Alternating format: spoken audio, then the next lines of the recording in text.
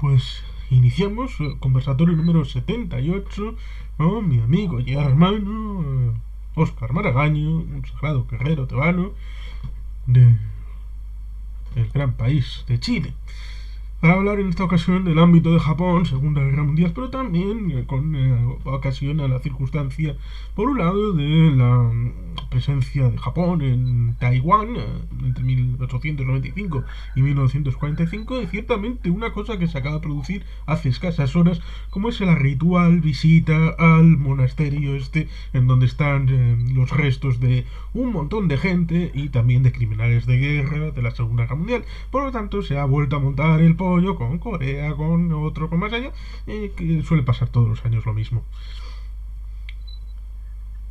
Sí, sí. A ver, con cómo empezar esto de una forma más o menos resumida. Eh, Japón, el Japón actual, intenta reivindicar de una u otra manera eh, su visión imperial de la era Meiji y posterior, ya llegando hasta la Segunda Guerra Mundial, eh, intentando hacer revisionismo histórico, literalmente, y prohibiendo muchas veces las visiones críticas que las fuentes primarias nos dan acerca de este periodo. Eh, en ese sentido, uno puede ver ya, en este mundo que está tomando gran importancia hoy en día del Asia-Pacífico, que hay múltiples heridas abiertas de este periodo y la intención es dialogar y también ver nuestro desconocimiento como occidentales muchas veces eh, de las razones por cuál Japón intenta levantar nuevamente esas banderas para querer ser la guía o el país hegemónico del Asia Pacífico e intentar reconstruir su alianza a través de lo que fue en algún momento. Pero ese fue en algún momento para los países colonizados por Japón, que literalmente son colonizados, invadidos, muchas veces abusados por Japón. Eh, les, les es una historia triste y muchas veces sangrienta que rivaliza en puntos de crueldad con lo que hizo el Tercer Reich y en algunas veces y en algunas ocasiones lo supera y por mucho. Eh, y que es una historia que Japón en este momento no quiere mucho escuchar. Y ha llegado a inclusive prohibir a historiadores occidentales, por lo que han revelado acerca de este periodo. Ejemplo de uno de ellos es Vivos, otros Barret, los cuales han sido literalmente por el anterior gobierno japonés prohibidos en la enseñanza en sus universidades. Eh, Cosa que yo veo bastante grave, porque es como si en Alemania eh, tú prohibieras a los historiadores que hablan del holocausto, o sea, es similar. Eh, y esto vemos en Japón.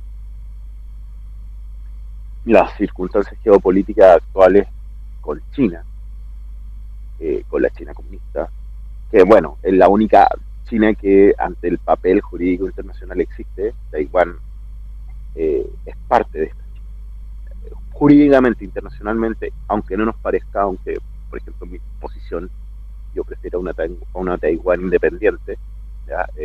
La República China, para los efectos internacionales, dejó de existir cuando Estados Unidos y la China comunista pactaron entre ellos y dejaron a Taiwán y a su reivindicación de ser la China real, la China republicana en los 70, eh, y le dieron su posición en el Consejo de Seguridad de las Naciones Unidas a la China comunista. Esa China prácticamente dejó de existir, aunque se quiera eh, hoy por hoy hacer otro tipo de ensambles con respecto a eso, lo que es la política internacional internacional y en la geopolítica eso fue lo que ocurrió. Eh, y para bien o para mal, probablemente en unos años más eh, China tenga el suficiente poder internacional como para que el mundo occidental le termine reintegrando Taiwán como en otro momento le reintegraron Hong Kong o Macao. Eso probablemente termine ocurriendo así. Eh, pero en el interludio entre que esto ocurra o ocurra una independencia de Taiwán y ya pasa a ser un país de pleno derecho en la comunidad internacional, con relaciones diplomáticas con todo el mundo y todo eso, y con una posición en los puntos y en las grandes asambleas de discusión internacional como la ONU y otros tipos de lugares donde se puede discutir internacionalmente o hacer tratados entre países. El interludio que esto pase y que la situación de Taiwán se decida, obviamente los países que tienen más poder en la zona van a intentar reconstruir o justificar con la historia de sus propios países las alianzas que quieren hacia el futuro y la geopolítica que quieren hacia el futuro. Los países suelen justificar en su historia lo que quieren realizar diplomática, política, geopolítica y comercialmente. Y esta historia convulsa que tenemos con Japón, donde Japón tuvo una posición de hegemonía hace no tanto tiempo en la zona, hace que muchos países que si Japón no reivindicara esta historia de hegemonía o de preponderancia, intentando edulcorarla, se alejen de una posible alianza con Japón, inclusive con Estados Unidos, que intenta establecer alianzas o una posible nueva OTAN, pero del Asia-Pacífico, para poder detener la influencia de China en la zona. Entonces vemos que, por ejemplo, Corea, por su situación geopolítica y su fragilidad con respecto a la cercanía que tiene con China militarmente, pudiese haber estado en una posición de mucho más cercanía con Japón ante estos alardes de Japón con respecto a su historia militar. Entran en conflicto interno por la gran cantidad de violaciones de los derechos humanos que cometió Japón, que ahora Japón reivindica prácticamente cuando van a adorar a sus antiguos militares, muchos de ellos criminales de guerra, muchos de ellos literalmente genocidas, y quisieron sufrir a pueblos como el coreano, como el vietnamita, como el filipino. No nos olvidemos de los asesinatos masivos de Japón en las Filipinas. O sea, eso ocurrió y eso es lo que muchas veces separa a estos pueblos de una posible alianza para poder detener a Chile. Por otra parte, también se ve, por ejemplo, algunos otros países, un intento de olvidar eso o también hacer revisionismo histórico con respecto a la posición de Japón, como lo vemos con Taiwán y Japón, ¿ya? Donde Taiwán, por su posición endeble en la zona, mucho más endeble, intenta edulcorar la dominación japonesa de la zona, que por lo que sabemos, por lo que las fuentes historiográficas nos dicen, no es del todo bonita, ¿ya? No es del todo ni bonita ni poco cruel. La historia de Japón en la Segunda Guerra Mundial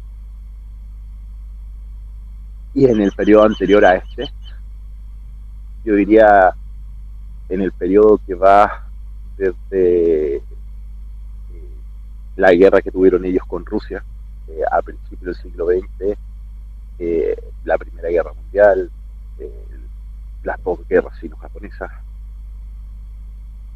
son periodos bastante crueles donde ellos actuaron de la forma imperial más salvaje que podría tener un país, no muy diferente a lo que hizo Bélgica, no muy diferente a lo que hizo Inglaterra o Alemania. Hoy en día edulcorarlo de una manera suave y bonita, como una historia romántica donde se lleva civilización y industria a países que no la tienen, es al menos cuestionable, al menos. Ya, bueno, digamos que estamos de acuerdo en que la historia no es ni leyenda rosa ni leyenda negra. Siempre hay un poco Mm, de todo y por supuesto una circunstancia de la historia nos refiere al hecho de que siempre es compleja, siempre tiene muchos recovecos y siempre hay que tratar de explicarla en todos sus ámbitos y detalles, porque ciertamente, por ejemplo, durante la Guerra del Golfo, año 1991, Japón, que quería contribuir, porque recordamos que en el Consejo de Seguridad la Unión Soviética y Estados Unidos votaron a favor de recuperar Kuwait para el ámbito internacional. Y eso habría tenido una cierta comprensión de que un país como Japón, si bien para la guerra no, pero para la reconstrucción o para mantener la seguridad en el entorno, pudiera contribuir. Pero tuvo que hacer una gira poniendo plata por todo el sureste asiático por esa conciencia de que no podía participar en nada fuera de sus fronteras. Ciertamente, el ámbito de Japón es algo complejo e interesante. Por ejemplo, en el ámbito de la Primera Guerra Mundial, después, cuando termina, una guerra que fue aliado Japón, los occidentales, luego con la viciada de la Segunda Guerra Mundial pensamos que, bueno, siempre han sido el eje del mal, pero participaron con los británicos y con los franceses. Hasta el punto de que, mm, por oposición, en ese año 1916-17, en que todavía el Partido Comunista Chino no había nacido, nació en 1921, había una piriada después de la revolución de Sun Yat-sen en 1912, la creación de la China nacionalista. Había muchos reinos de taifas o señores de la guerra, ¿eh? Y el Kuomintang era uno de ellos. Y fue inteligente Sun Yat-sen porque le declaró la guerra a Alemania. Y al hacer la declaración de guerra a Alemania, entonces pensaron, este es posible aliado mío. Entonces le apoyaron con dinero al ámbito de Sun Yat-sen y se pudo poner por encima de todos los demás el Kuomintang. Y por eso es interesante ir hasta el último término. Por ejemplo, cuando se hace el pacto naval de equiparación de las flotas, dejando un pequeño margen de mejora a los italianos y a los franceses, pero eso, evidentemente es otra historia, pues tenemos esa circunstancia que los Estados Unidos son los que rompen la alianza tradicional entre británicos y japoneses. Ciertamente también con el ámbito de Taiwán yo simplemente reivindico el hecho de la diferencia de trato y de historia y de contexto de las diferentes realidades colonizadas por Japón ciertamente después de la era Meiji, como es el ámbito de la primera guerra sino-japonesa en el ámbito de 1895, a partir del momento en el que Taiwán forma parte del imperio japonés hasta 1945, lo que es distinto ciertamente de la situación con Corea, que acaba siendo formalmente incorporada en 1910. Un territorio que Pero evidentemente... hay un problema con respecto a Taiwán. Japón toma una isla que en ese momento no era tan poblada y Cierto. construye unas ciudades y la habita con ciudadanos de Japón. Problema que en 1947 Es va a cierto, ocasionar es cierto, revueltas. mucha gente se olvida que históricamente es una isla que no ha tenido relación con el continente y que entre el siglo XVI y el XVIII ha estado, se llamaba Formosa, no por nada, estaba vinculada a Portugal, a los Países Bajos y a España. Seguramente en un ámbito teórico, históricamente hablando, tendrían mayor vinculación que la China continental, por lo menos hasta un cierto periodo de finales del siglo XIX, principios del XX. Y ahí es cuando entra Japón, ciertamente, en escena, con intereses, con vocación económica, por tratar de extraer recursos, eso no lo niega nadie. Sí, no, y básicamente también, a ver, Japón repuebla esas islas con población propia. Obviamente, al poblarla con población propia, pese a la discriminación que sufren grupos de taiwaneses o de chinos ya para esa época, está en una mejor condición, porque está habitada principalmente por japoneses. Esto va a hacer que cuando se repueble con los eh, exiliados de China cuando la guerra civil china termine y gane el Partido Comunista, el Sí, que Kuomintang vaya para allá, eso va a se generar suele olvidar revueltas, un pequeño eso va a detalle. generar revueltas sangrientas. Se suele olvidar un pequeño detalle, porque no solamente fue Taiwán cuando se refugiaron, sino también la isla de Hainan, que la retomaron en Sí, 1950. sí. No, pero eso origina revueltas, eso origina revueltas literalmente a balazo limpio, casi una guerra civil dentro de Taiwán, Sí, entre japoneses al fin y al cabo, el y régimen del Kuomintang en norcoreanos. la isla de Taiwán fue una dictadura, eso es cierto, Mm, hasta el año 75 prácticamente, casi en paralelo con España. España dejó de ser una dictadura para tratar de un proceso a la democracia en el ámbito del 75 y prácticamente en el mismo periodo inicia un tránsito que culminará en elecciones libres pues prácticamente un par de décadas después. mm.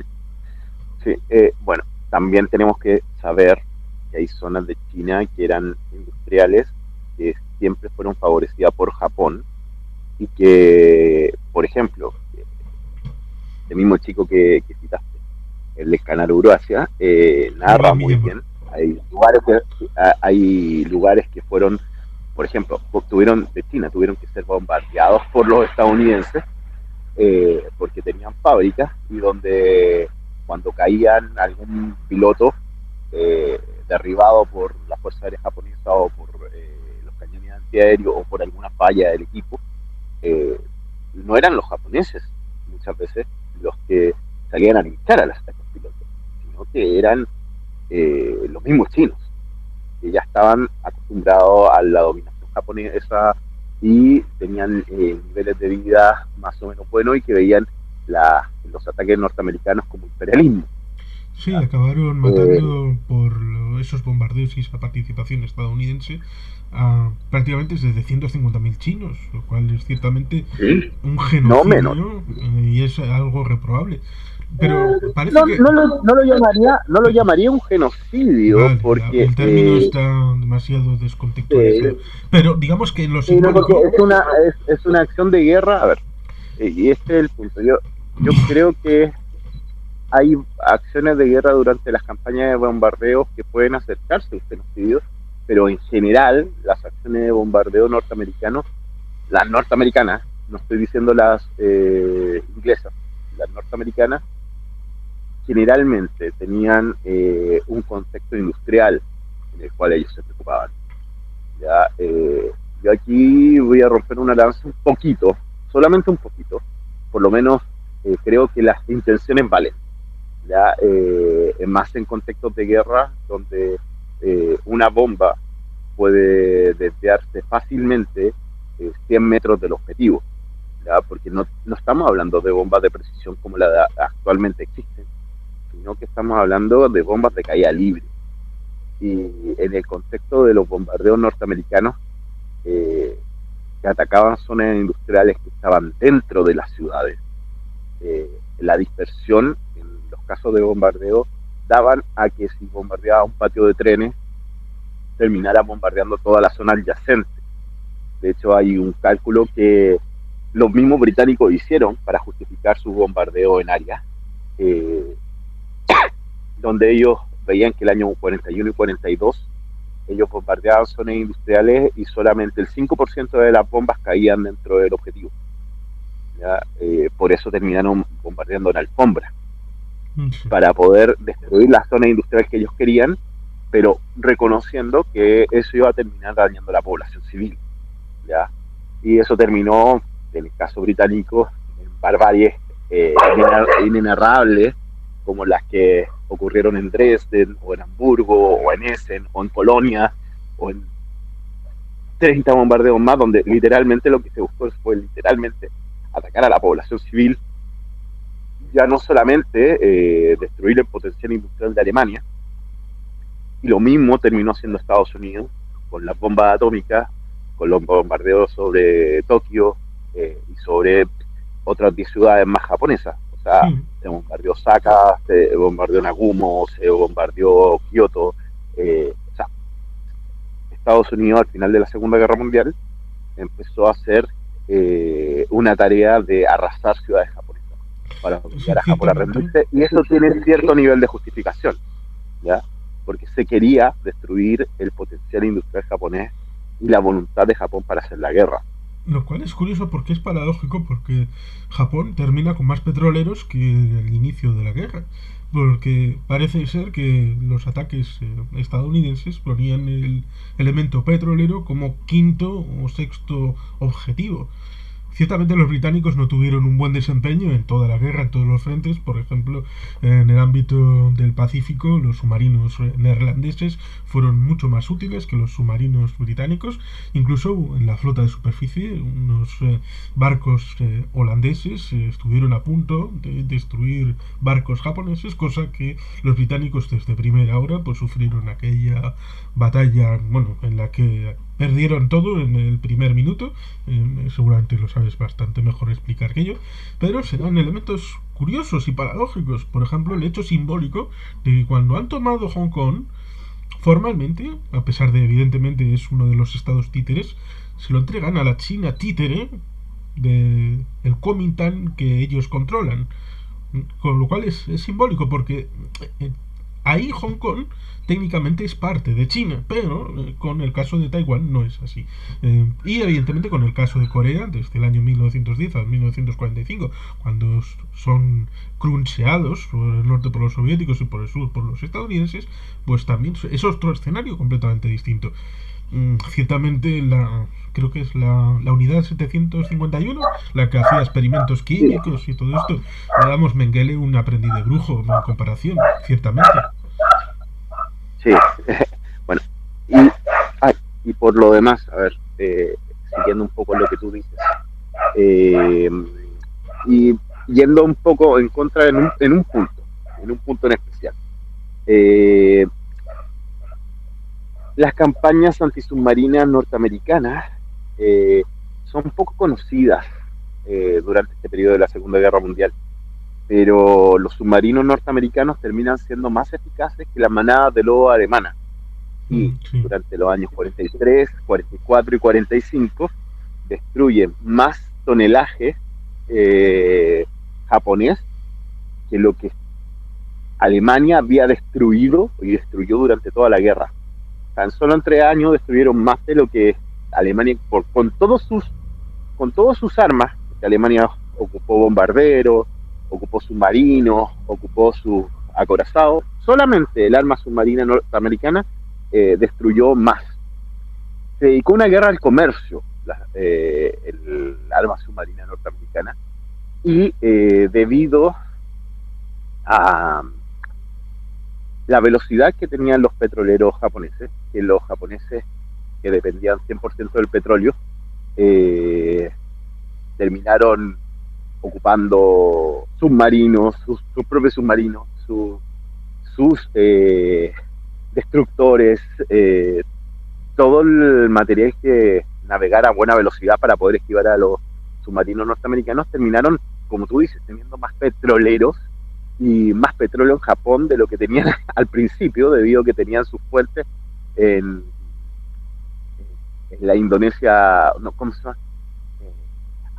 En Las estas Indias colonias neerlandesas. holandesas que habían tomado, Las Indias, sí, La sí, India sí. holandesa que habían tomado. Entonces le pudieron hacer llegar más petróleo, pero por otra parte, el elemento alimenticio estaba absolutamente bloqueado y no llegaba prácticamente nada. Japón también dependía de China y de sus colonias, del soporte alimenticio. Y no solamente eso, también dependía del hierro que sacaban en Manchuria y en otras zonas.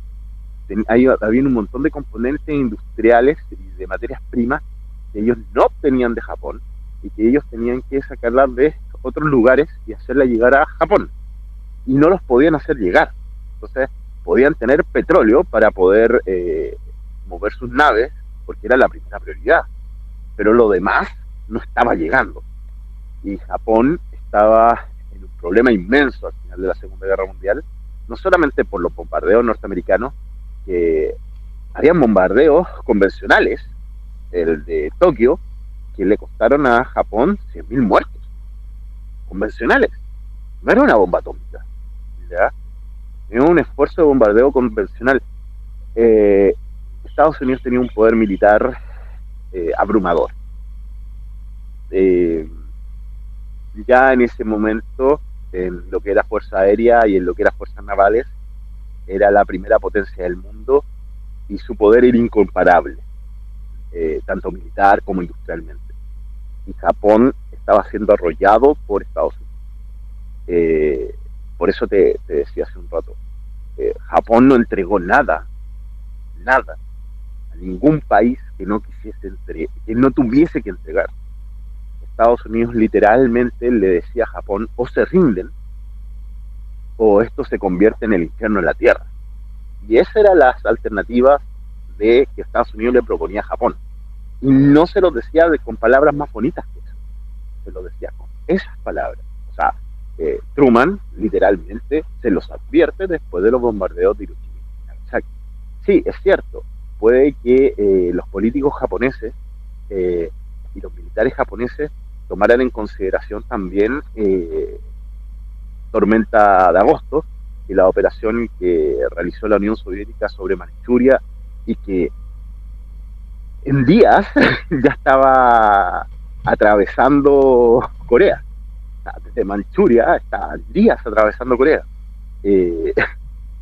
Obviamente ante un poder militar como el soviético al cual Japón no tenía forma de contestar,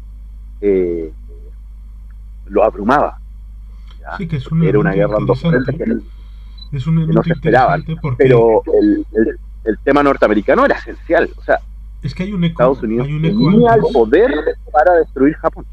hay un eco previamente, en el año 1939, en el que la esposa de Chiang Kai-shek fue a Hong Kong, supuestamente a tratarse la boca, y en el despacho del dentista en Hong Kong estuvo hablando con los japoneses para una paz que a la que se había negado Chiang Kai-shek previamente, pero trataron de llegar a una paz en la que establecían durante cierto tiempo que Manchukuo mantendría estatus dentro de Japón, pero Japón devolvería el resto de los territorios a China. Pero en medio se pasó el tema del Kankin Gol, esta guerra en la que, bueno, en principio estaban los mongoles y el ámbito de Manchukuo se enzarzaron y eran estados títeres de la Unión Soviética y de Japón, lo cual acabó llevando a una restitución del estatus previo, porque estamos hablando en el paralelo, en el espejo con Europa, con el ámbito de el 23 de agosto, el pacto Molotov-Ribbentrop y la invasión de la Unión Soviética el 17 de septiembre de parte de Polonia como lo habían pactado. Por lo tanto, ciertamente hay un espejo entre el este y el oeste en ese 1939, hasta el punto de que los soviéticos y los japoneses no quisieron volver a cruzarse hasta precisamente la operación Tormenta de Agosto en el agosto de 1945. Igual quiero decir algo con respecto a Tormenta de Agosto. Esta operación fue pedida por Estados Unidos desde el año 44, Sí. después Cuando creían que era necesaria. Después de Bagration, ya, donde los observadores occidentales vieron que las fuerzas soviéticas abrían como tenazas en el frente alemán y tenían un poder considerable. Se pensó en la necesidad de hacer esto para disminuir el poder de Japón, que estaba presentando en una batalla sangrienta para Estados Unidos, isla por isla. Era una forma de ahorrar bajas y de reconocer que la Unión Soviética igual iba a tener su eje de influencia en Asia, ¿ya? Y además Por lo menos sobre la zona de Corea. hay que meter una pildorita, y es el hecho de que la batalla en tierra fue más poblada en términos de militares en el ámbito de China. China sería el frente oriental de Rusia para el ámbito del Pacífico. Y además, el añadido de que en el año 44 se produce la mayor batalla, el mayor esfuerzo, poner toda la carne en el asador, lo cual tal vez hizo un espejismo para el ámbito occidental de dónde estaban las fuerzas, porque al fin y al cabo ese asalto final de Japón en el suelo chino no sirvió para nada. Mm, pero a lo que voy es que el asalto ruso se pidió, y se siguió pidiendo en Yalta, y se pidió en Poznan. Siguió pidiendo durante febrero del 45 y durante junio del 45.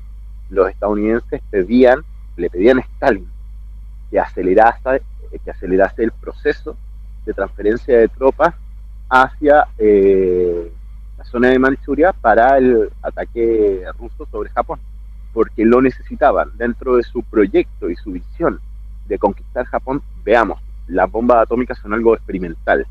Ellos no sabían cuánto poder iba a tener y se había hecho solamente una prueba durante Poznan.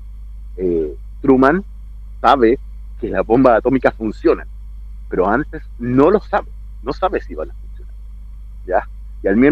Y casi al mismo tiempo que Truman sabe que funciona, Stalin sabe que funciona y que Estados Unidos tiene un pepino gigante entre las manos que puede, que puede utilizar, ¿ya?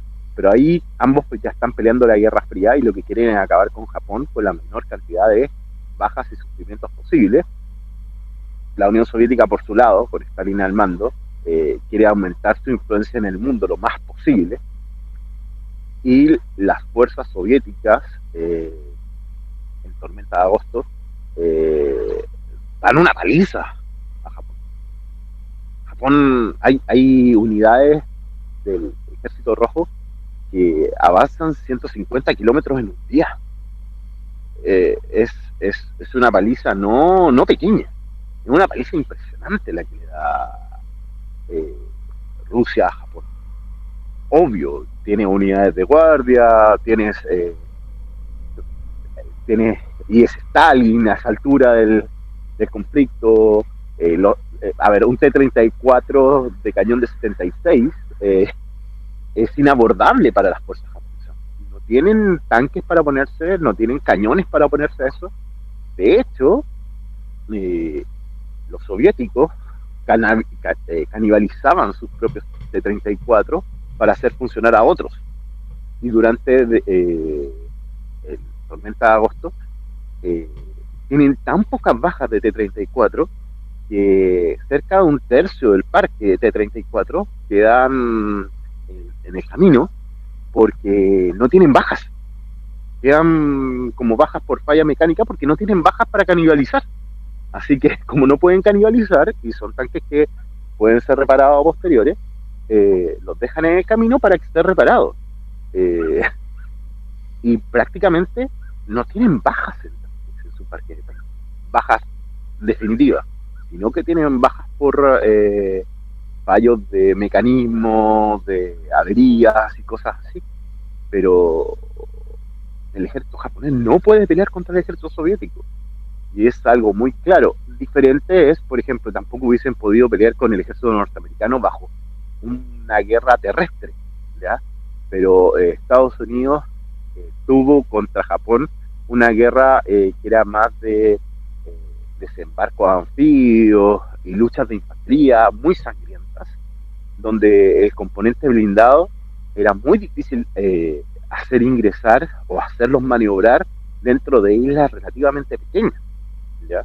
Y cuando lo pudieron hacer, por ejemplo, en Filipinas, las derrotas japonesas fueron brutales.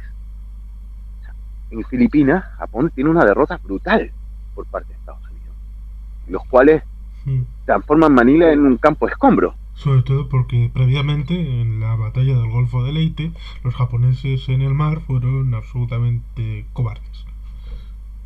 Mm, sí, que fue la única opción que tuvieron Japón realmente de darle vuelta al tema de Filipinas, pero aunque le hubiesen dado vuelta, el poder norteamericano era tan brutal, que eh, si le hubiesen destruido todos los transportes de tropas y hubiesen tenido todas esas bajas, dudo que Estados Unidos hubiese pedido la paz.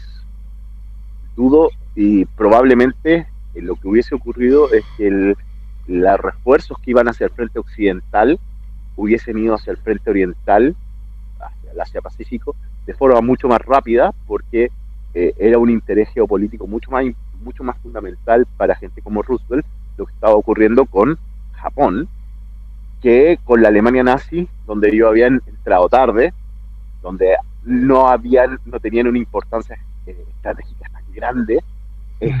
donde Stalin ponía los puntos sobre las IES en Europa. En cambio, Roosevelt estaba poniendo los puntos sobre las IES en el Pacífico. Es un tema interesante por dos vertientes. Una, por el hecho de que, por ejemplo, hubo un trato entre Estados Unidos y Japón por el tema de la desmilitarización de Alaska. Una Alaska que, curiosamente, primero los rusos se lo ofrecieron a Liechtenstein. Habría sido divertido ver al ducado de Liechtenstein con Alaska como un Con patrimonio. Alaska, sí. Pero digamos que eso lo rompieron los japoneses año 34, militarizando las Islas Kuriles, pero luego con avanzada sobre las Aleutianas, digamos que es curioso porque los Estados Unidos entramparon hasta 500.000 soldados para tratar de contener un fantasma. Por lo tanto, fue un éxito porque ese nivel de tropas podía haber servido para llevarlos a George Patton en el norte de África en el año 43, y ciertamente eso le molestó y mucho al general estadounidense. Y digamos que también, evidentemente... Igualmente, el año 43, a ver, el norte de África es un frente secundario al cual a Alemania no le importaba muy poco, y Sí, donde pero es eso, la puso muy operación pocos Torch. huevos para, puso muy pocos huevos para detenerlo, inclusive Italia puso muy pocos huevos para detenerlo. La operación que tal vez los aliados pudiesen haber acelerado era el desembarco en Europa, pero si tú me preguntas para el año 43 y 42, eh, logísticamente Estados Unidos recién se estaba poniendo de pie. Pensemos que el año 40 Estados Unidos tiene un ejército de menos de 300.000 hombres. Ya, el año 40 tienes que poner tu industria a pleno funcionamiento militar desde el año 41, desde diciembre del 41, hasta el 42, 43, 44. Tienes 3 años para poner tu industria en pleno funcionamiento militar, construir miles de aviones, miles de tanques, miles de camiones, abastecerte a ti y a tus aliados, reconstruir una flota de guerra que te permita luchar en Europa y luchar en el Asia-Pacífico.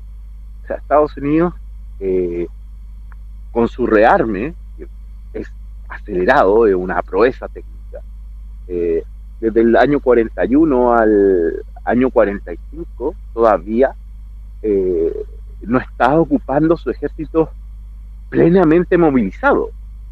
Todavía no está a plena movilización. Todavía miles de tropas están siendo entrenadas. Todavía está en una fase 2 o 3 de movilización. O sea, Estados Unidos tenía para poner más sobre la mesa. Mucho más. ¿Ya? Por ejemplo, la Unión Soviética estaba plenamente movilizada desde el año 41. ¿Ya? Todo el año 44 lo ves más refinado técnicamente. El año 43 empieza a haber refinamientos técnicos de la Unión Soviética, que empieza a pelear en buenas condiciones. Con Estados Unidos, por ejemplo, en el año 42, el año 43, todavía los ves con graves errores de mando, graves errores tácticos, graves errores logísticos, ¿ya? Tanto en la lucha en las islas del Pacífico, ¿ya? Pero ves que rápidamente Estados Unidos compensa eso con su producción industrial, que es bestial, que está a otro nivel, está jugando en otra liga con respecto a todos los demás potencias con que está compitiendo. Inclusive, por ejemplo, contra la Unión Soviética, ¿ya? Uno ve que Estados Unidos está a otro nivel de producción. Sí, es un elemento interesante porque precisamente los Estados Unidos, mmm, digamos que habrían tenido importancia a la hora de afrontar un desafío que algunos autores dicen que en la batalla del Golfo de Haití podrían haber muerto hasta 1 millón de soldados estadounidenses en 24 horas.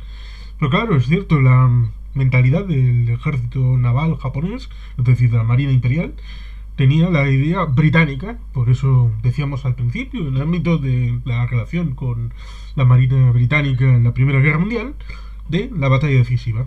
Era un lugar y día concreto en donde se ganaría a favor del campo de batalla, y entonces la situación giraría porque, a diferencia de otros combatientes, Japón jamás fue a la guerra para ganarla. Lo que quería era tener un punto culminante donde la situación cambiara la torna y poder llevar a los confrontados al campo de la a negociación negociación. política. Sí. Eso es lo que buscaba, pero le salieron los tiros mal porque probablemente no ocuparon bien la situación geopolítica del momento. La situación geopolítica del momento no estaba para tirar petardos y después negociar, para nada. O sea, la situación geopolítica en el momento te decía que si tú tirabas un petardo te iba a llegar una bomba de vuelta. Entonces, Japón no, no midió bien la situación geopolítica del momento y cometió muchos errores en esa área. Digamos que yo diría que su único no error en esa área, eh, su único acierto fue darse cuenta que invadir a la Unión Soviética a la par que Alemania invadía la Unión Soviética era un gran error. Menos mal que no lo hicieron, porque si no, el Japón imperial, que todavía está, todavía hay emperadores en Japón, hoy en día no habría. Sería tal vez un Japón comunista, porque la Unión Soviética se lo hubiese comido con palillos. Ya Japón no tenía ni el poder industrial, ni técnico, ni estratégico, ni militar para poder pelear con la Unión Soviética. Sí, es un elemento interesante, ¿eh? Las coincidencias que hubo en el frente oriental y en el frente occidental, es decir, en Asia y en Europa. Había citado el año 39, pero en el año 40 también se da una curiosa coincidencia, porque los japoneses en China tienen la idea de hacer tres frentes: el frente Manchukuo, el frente central, más cercano a Nankín, y el frente sur por Cantón. El norte, el centro, es que es curioso porque hasta la terminología es muy pareja a la del frente oriental ruso. El frente norte, centro, sur. Bueno, pues en el centro y en el norte habían tenido cierto éxito a la hora de establecer territorio hacia el interior de China, pero en el sur, la zona de Cantón, pues cogieron un terrenito, pero fracasaron completamente, hasta el punto de estar embolsados cerca de la frontera con Indochina. Y ahí es cuando se produce la derrota de Francia, hasta el punto de que, bueno, pues se ve la oportunidad de dejarles pasar a territorio de la Francia de Vichy, y es ahí cuando se produce el elemento que acabará desencadenando en el bloqueo estadounidense, y eso acabará llevando curiosamente a la Segunda Guerra Mundial en el Pacífico.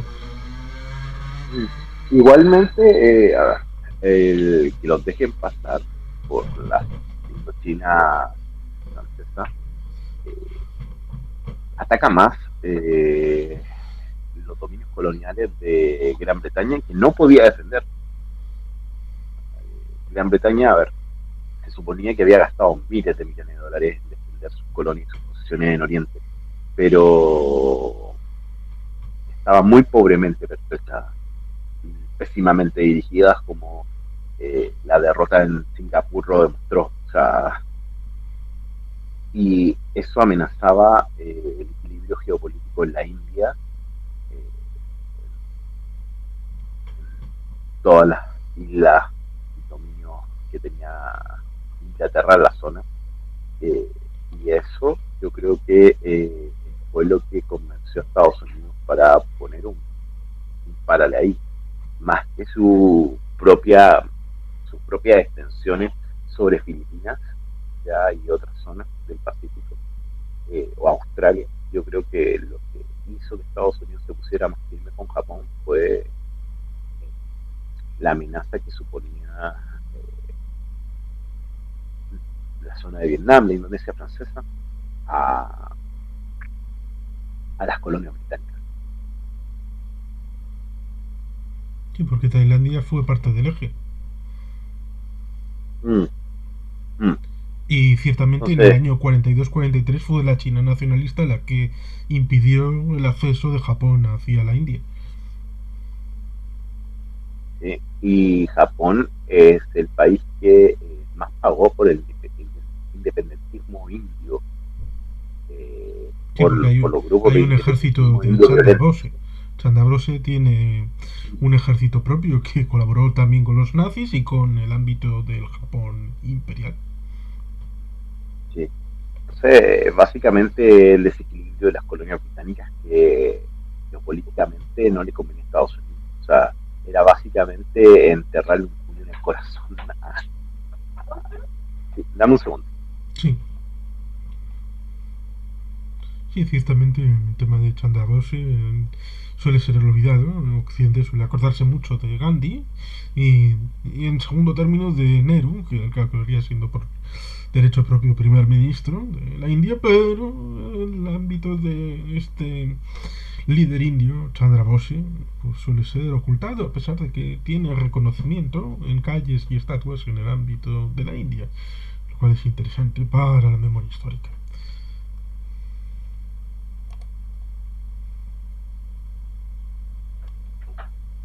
Ahora sí, Hmm. ahora sí estoy cambiando de locación.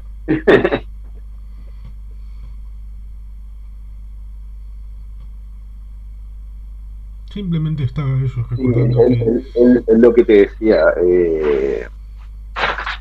China, a ver, para mí en lo particular, creo que geopolíticamente Estados Unidos se mete más en este entuerto debido a eso, debido a que Gran Bretaña ya está con lo último. sí, Ya, al Reino Unido le salvaron todos y tuvo mucha suerte y luego se vio en la decadencia que tuvo después de la Segunda Guerra Mundial. sí. A ver,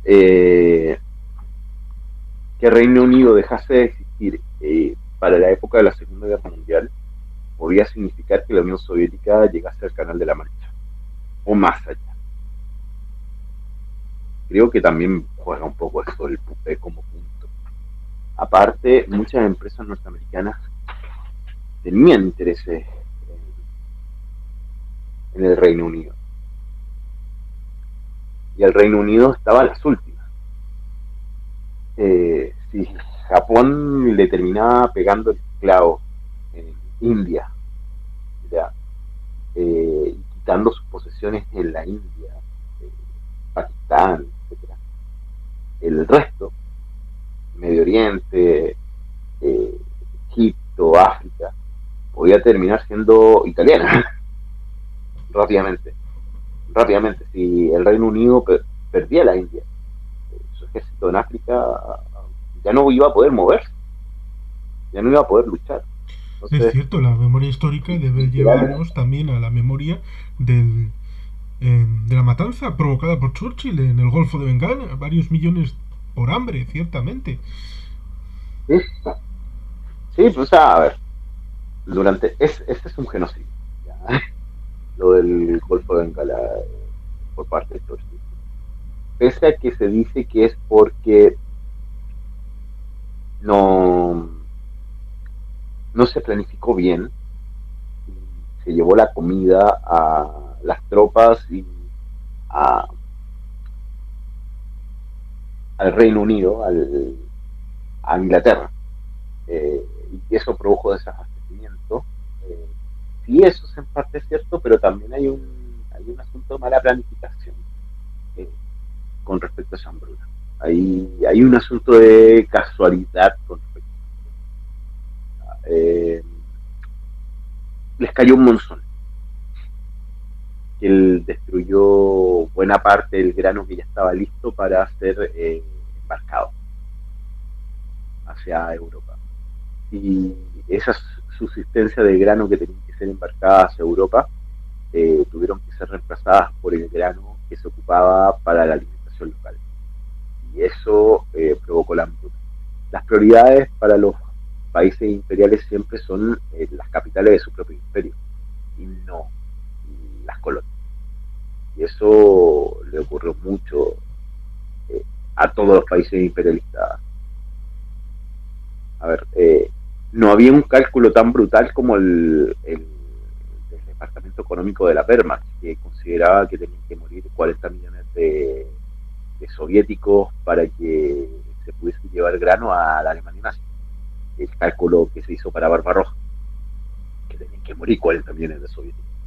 Ya, porque si no, la Unión Soviética no iba a ser rentable económicamente. No había ese cálculo tan brutal de matar gente por matar gente. Había solamente el ánimo de que lo que no podía quedarse sin alimentos fuesen las metrópolis coloniales. O sea, Londres, Inglaterra, eso tenía prioridad alimenticia en contraste a las colonias. ¿Ya? No existía ese punto de vamos a generar hambre a conciencia, sino que la metrópoli necesita esta producción y si alguien se tiene que morir de hambre, mejor que se mueran fuera de la metrópolis que se mueran dentro. Esa era un poco la lógica. Diferente a planificar un genocidio. Es muy distinto. Sí, Como te decía, políticamente las intenciones valen. Aunque uno diga, bueno, te parece mucho, también es bien genocida eso, esa decisión. Las intenciones valen. La intención en geopolítica vale. Y en política vale. Y aquí las intenciones no eran como, por ejemplo, en Barbarroja, donde el plan general este eh, se pedía que muriera. Era necesario, era un requisito. ¿Ya? Los cálculos económicos no daban si moría mucha gente. Era diferente. Acá era, bueno, vamos a alimentar a la gente de la metrópoli y si alguien se tiene que morir, mejor que se mueran la gente de las colonias que los de la metrópoli. No hay una intención manifiesta en matar. ¿Ya? sí, es eso, Si las cosas se hubiesen dado bien, nadie se hubiese muerto. ¿Ya? es, es un Pero como las apartado. cosas se daban mal, Sí, es eso, es un apartado del Golfo de Bengala dentro de un marco como es el ámbito de India, en una realidad de la del Pacífico en la que habitualmente nos centramos en las islas, en la toma de los archipiélagos, en la batalla de Midway, con el Yorktown, todos los portaaviones, la Kagi, y nos olvidamos ciertamente de que tuvo una presencia militar en el ámbito de la tierra, en el continente, en donde Japón luchó contra los diferentes países aliados, el Reino Unido, evidentemente, la propia Francia, que el también, Reino, y al China. Reino Unido lo hizo pedazos. Mm, Al Reino Unido lo hizo pedazos. O sea, China sí, logró resistir, pero más que nada con sus diferentes guerrillas y con mucho apoyo norteamericano. Ya, básicamente en tierra la lucha central que daba Japón era contra China, sí, es ya que interesante. gastaba más hombres, Es pero, interesante precisamente pero era una lucha difícil.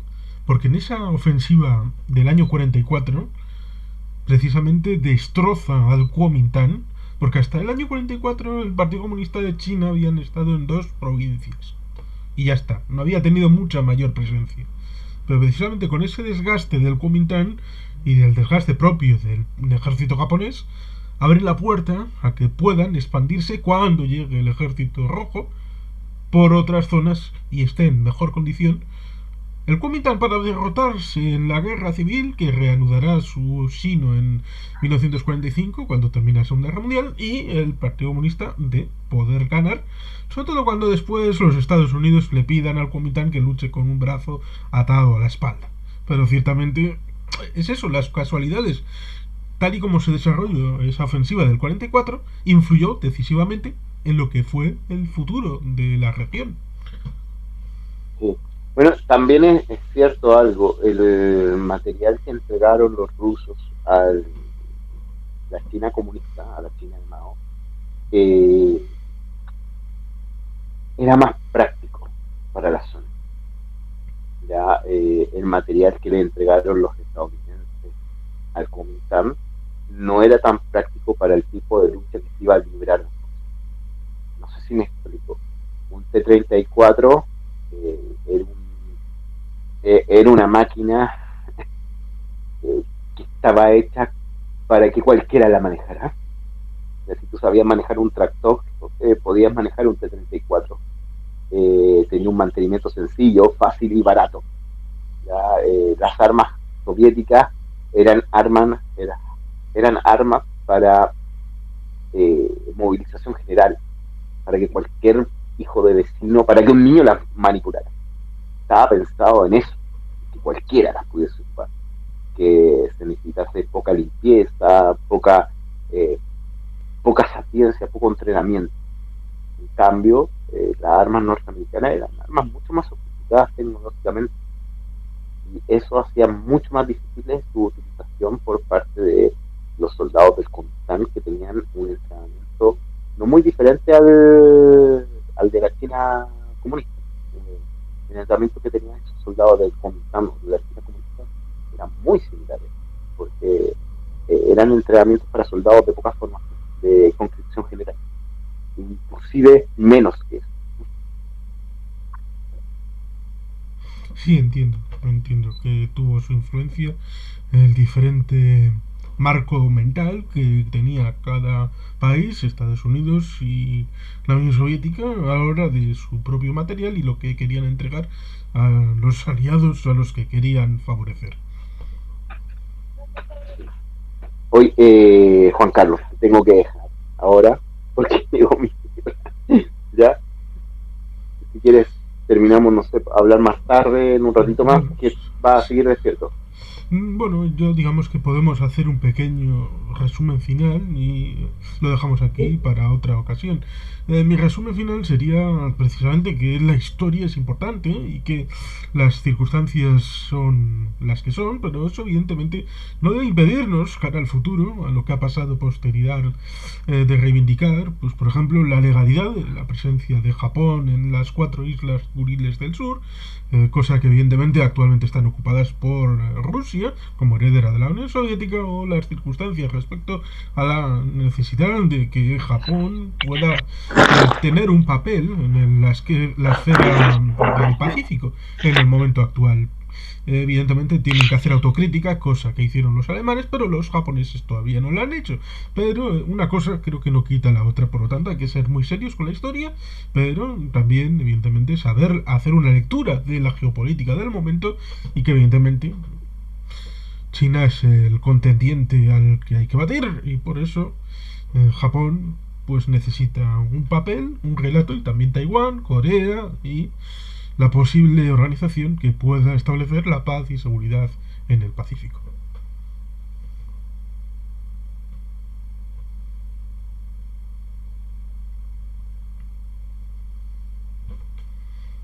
Creo que me he pasado de... ¿Aló? Sí, sí, Ahora sí, sí, que sí, me había desconectado el auricular. ¿Aló? sí, sí, sí, sí. No, estoy de acuerdo.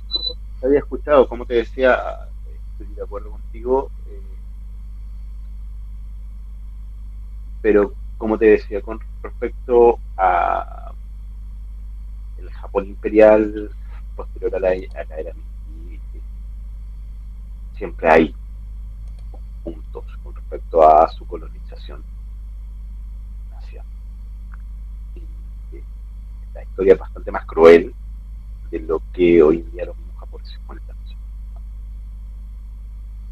Esperemos que no se revise, que la política de los países no revisione la historia como lo están haciendo, que paren con su revisión histórica y que construyan alianzas hacia el futuro, no quedándose en un pasado que es bastante nefasto. Ese sería mi comentario. Cierto, es interesante saber de historia y saber leer la geopolítica del momento y conocer las posibilidades del presente y del futuro en un lugar que va a ser importante para toda la humanidad. Por lo tanto, muy agradecido en haber poder tenido esta pequeña conversación y bueno, pues ya estaremos en otra ocasión. Sí, oye, un gusto poder verte hoy día. Un placer. Igualmente, encantado, mi querido Oscar Margaño. Un gusto, Juan Carlos. Te mando un abrazo y saludo a tu pareja. Cuídate mucho y estamos en otra ocasión. Cuídate. Chao, chao.